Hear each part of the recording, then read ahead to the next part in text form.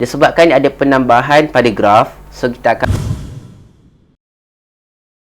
Assalamualaikum warahmatullahi wabarakatuh. Sebagaimana yang aku dah cakap dalam video sebelum ni, aku akan buat video part 2 berkenaan dengan cara untuk melakar graf fungsi dalam bab fungsi trigonometri.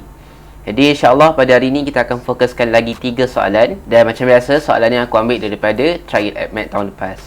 Okey, kita pergi kepada soalan yang pertama. Lakarkan graf Y sama dengan 3 cos 2x tolak 1 untuk X lebih besar daripada 0 dan lebih kecil daripada 2 pi. Okay, so graf yang dia suruh lukis adalah Y sama dengan 3 cos 2x tolak 1. Okay, masih tip yang sama.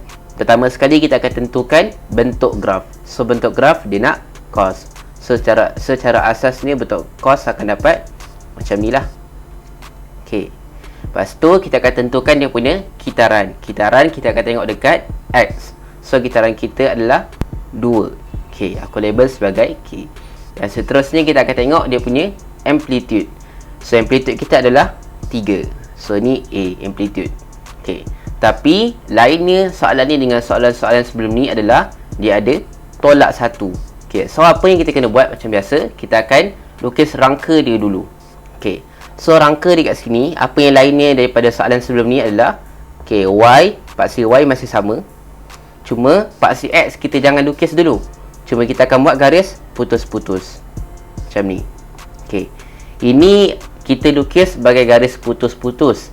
Tapi bila kita nak lukis nanti, kita bayangkan garis putus ni adalah garisan X. Bila kita nak buat garis putus ni, okay, kita akan buat garis putus-putus ni bila ada penambahan ataupun penolakan. So kalau kita tengok soalan ni dia ada penolakan. So kita akan buat garis putus-putus ni dulu. Bila nak buat paksi X, kita akan buat last-last nanti. Okay, so first kali sama dia cara dia. Kita akan tengok bentuk dan juga kitaran. So bentuk kita adalah cos dan kitaran dia adalah 2. So cos, okay, ini satu kitaran dan dia nak 2 kitaran. Okay, so dah siap. Okay, so macam benda yang sama aku cakap, bila kita dah siap buat bentuk dan kitaran, kita akan tulis dia punya nilai pada paksi X, iaitu 2 pi. Disebabkan dia nak memang sampai 2 pi, so memang sini 2 pi lah, tak ada tambah apa-apa, tak ada padam apa-apa pun.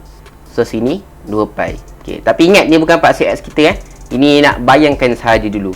Okay, so seterusnya kita akan tulis dia punya amplitude. Amplitude kita adalah 3. So tulis dia 3, sini kosong dan sini negatif 3. Okay, kat sini baru kita akan tengok penolakan pada paksi Y, iaitu tolak 1. So disebabkan dia tolak 1, jadi setiap nilai pada paksi Y kita akan tolakkan dengan 1. So 3 kita akan tolak 1, dan kosong kita akan tolak 1, dan negatif 3 kita akan tolak 1.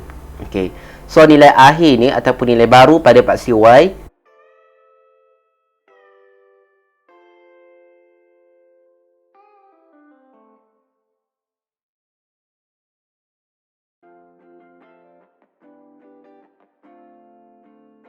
okay, so bila kita dah siap buat semua benda tu, barulah kita akan cari dekat mana paksi X kita. So sini 2, sini negatif 1, sini negatif 4. So kita akan tahulah kosong tu akan berada di antara 2 dengan negatif 1 ni. So buat je lah mana-mana, yang penting dia antara 2 dengan negatif 1 tu lah. So aku buat dekat sini. So ni baru kita labelkan sebagai paksi X. So bila dah buat tu, jangan bagi tu je, kita akan tulis dia punya sudut dia. Okay, so sini 2 pi, dah tulis dah. So separuh daripada graf, sinilah lebih kurang kan, tak nampak sangat dia punya separuh tu. So sini akan dapat pi. So hujung ni kosong. Okay, so aku tulis yang baru lah. Sini tadi 3 tolak 1 akan dapat 2. So sini asalnya ni kan ni macam kosong kan. So bila tolak 1 akan dapat negatif 1. Dan bawah ni negatif 3, bila tolak 1 akan dapat negatif 4. Okay, so inilah graf akhir kita. Okay, so kita tengok pada soalan yang kedua. Seterusnya dengan menggunakan paksi yang sama, lakar graf yang sesuai untuk persamaan 2 sin X tolak tan. Okay, panjang-panjang tu. Okay, sebenarnya tan X per 2 ni kita ambil daripada sini. So bila kita rumuskan tan X per 2 sama juga dengan Y tolak 3. Okay, so kita gantikan je 2 sin X apa tadi tolak okay, tan X per 2 tadi kita dah rumuskan, dia sama juga dengan Y tolak 3. So tambah 1 sama dengan 0. Okay, so bila kita dah gantikan dengan macam ni je, kita kena pastikan bila kita nak lukis graf, kita kena buat Y sama dengan apa. So ni kembangkan dulu 2 sin. So negatif dengan Y, negatif dengan negatif 3. So akan dapat tolak Y dan tambah 3 tambah 1 sama dengan 0. So Y ni kita nak rumuskan Y kan. So kita pindahkan Y ke sana, akan dapat Y sama dengan 2 sin ada sin X. Oh sorry, ada sin X. Sorry, lupa nak tulis sin X. 2 sin X tambah 4. Okay, so kita dah ada satu persamaan Y sama dengan apa. So baru kita boleh lukis. So sama juga, disebabkan ada penambahan pada graf, so kita akan buat rangka dia dengan keadaan ada garis putus-putus. So first kali kita akan tengok bentuk dia, iaitu sin. So macam inilah lebih kurang bentuk sin. Kitaran dia 1. Ni kitaran. Dan amplitude dia adalah 2. So kita akan lukis dia punya rangka, laka dia punya rangka. Okay. Sorry, garis putus. So ni paksi Y. Okay, so sama juga kita akan lukis macam biasa, tapi berpaksikan pada garis putus ni lah. So dia nak bentuk sin dan satu sahaja kitaran. So akan dapat macam ni. Okay, itu sin satu kitaran. Dan seterusnya kita akan tengok dia punya amplitude. Amplitude dia adalah 2. So sini 2, sini kosong, dan bawah ni adalah negatif 2. Dan barulah kita akan tengok kepada dia punya penambahan pada graf. So 4. Okay, ni 2 kita akan tambahkan dengan 4. Dan kosong kita akan tambahkan dengan 4. Dan negatif 2 juga kita akan tambahkan dengan 4. Okey. So pada akhirnya aku tulis warna biru. So 2 tambah 4 kita akan dapat 6. Kosong tambah 4 kita akan dapat 4. Dan negatif 2 tambah 4 kita akan dapat 2. Okey, so nilai baru pada paksi Y kita yang warna biru tu 6, 4 dan 2.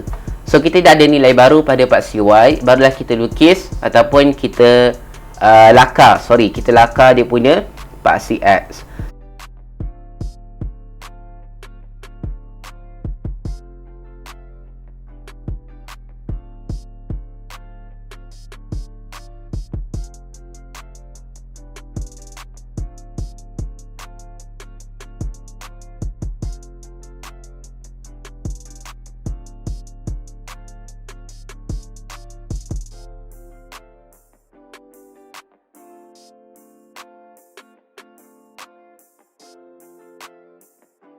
So siaplah kita punya graf 6, 4 dan 2 ni pada bawah ni kan. Okay, takut tak nampak kan. So sini 2. Okay, so siaplah graf fungsi kita pada akhirnya. Okay, seterusnya kita akan tengok kepada soalan yang ketiga. Okay, so soalan yang ketiga, dia suruh laka graf Y 1/2 tolak cos 2x. Okay, Y sama dengan 1/2 tolak cos 2x. Betul tak? Okay, betul. Untuk dia punya sudut tu sama je sampai 2 pi. Okay, sebenarnya dekat sini dia ada macam nak keliruan kita sikit. Kalau aku tanya amplitude dia berapa? Amplitude dia adalah masih 1. Sebab apa? Depan cos ni 1 sebenarnya. Jangan keliru. Bukan 1/2 ya. 1/2 tu kita akan tengok nanti. Okay, so sebenarnya dia punya amplitude adalah 1. Dia punya bentuk cos lah. So dah aku guna warna lain, cos. So akan dapat macam ni lah. Dan kitaran dia 2. Okay, so 1/2 ni kat mana sebenarnya? Okay, kita tengok kat sini. Sebenarnya 1/2 ni sama juga kalau aku tulis negatif cos 2x tambah 1/2. Kat sini baru nampak. Sebenarnya yang 1/2 kat depan ni adalah penambahan pada graf. So amplitude dia masih 1 sebab depan cos tu ada 1 tapi dia tak tulis. Tapi negatif ni kat mana? Negatif ni kita abaikan dulu. kita kena lukis dia punya graf awal dulu. So baru kita boleh tahu apa fungsi negatif ni sebenarnya. Okey. So kita buat dulu rangka. Dia sebabkan dia ada penambahan, so kita buat garis putus-putus. Sorry. Okey, garisan putus-putus. Okey. So first kali kita akan tengok dia punya bentuk dan kitaran. So bentuk cos kitaran 2. So macam ni lah. Okey, lebih kurang. Okey. So nak tulis 2 pi terus boleh, tak nak pun tak apa. Tulislah. Nak selamat, tulislah. Takut confuse kan. Okey. So dia punya amplitude adalah 1. So sini 1, sini kosong, sini negatif 1. Okey, lepas kita dah buat macam ni, baru kita nampak dia punya fungsi negatif kat depan tu sebenarnya. Okey, so negatif ni maksudnya kita kena terbalikkan graf. Okey, apa maksud aku terbalik? So kita akan dapat macam ni lah bila kita terbalikkan. Asalnya warna merah, tapi bila kita terbalikkan kita akan dapat biru. Macam tu. So bila dah lukis yang biru tu, ini kalau nak bayangkan pun macam congak pun boleh je. Kita kalau pandai bayang kan, boleh je nak buat terus warna biru tu. So kita padam balik warna merah tu. So yang tinggal hanyalah warna biru ini selepas kita negatifkan ataupun selepas kita terbalikkan graf. Okay, so kita tengok balik. Negatif dah, amplitude 1 dah, cos dah, 2x pun dah. So apa kita kena buat adalah tambah 1/2, penambahan pada paksi Y. So 1 kat sini kena tambah 1/2, kosong kat sini kena tambah 1/2, negatif 1 kat sini kena tambah 1/2. So nilai baru kita akan dapat, aku guna warna hijau lah. Negatif 1 tambah 1/2 kita akan dapat negatif 1/2. Kosong tambah 1/2 kita akan dapat 1/2. 1 tambah 1/2 kita akan dapat 1/2 ataupun 3/2. Okey. So ke atas ni 3/2, yang garisan putus ni 1/2 dan negatif 1/2 yang bawah sekali tu. So kat mana kita punya kosong? So kosong kita adalah antara 1/2 dengan negatif 1/2. So lukislah dia punya paksi X. Okey, so tulis balik dia punya sudut tu. So sini 2 pi. Yang ni atas ni padam lah. Aku susah sangat nak padam. So sini pi. So inilah kita punya graf akhir kita. Ini padam balik supaya tak nak confusekan kita. Dan pemeriksa. Pemeriksa yang penting tu.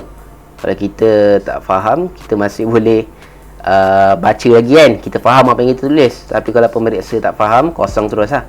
So ni padam balik. Ni tulis salah satu. Dia nak tulis 3/2 boleh, nak tulis 1/2 pun boleh. So ni lukis balik lah dia punya paksi Y. Okey, paksi Y. Okey, sorry ni padam pula. Aduh. Ni.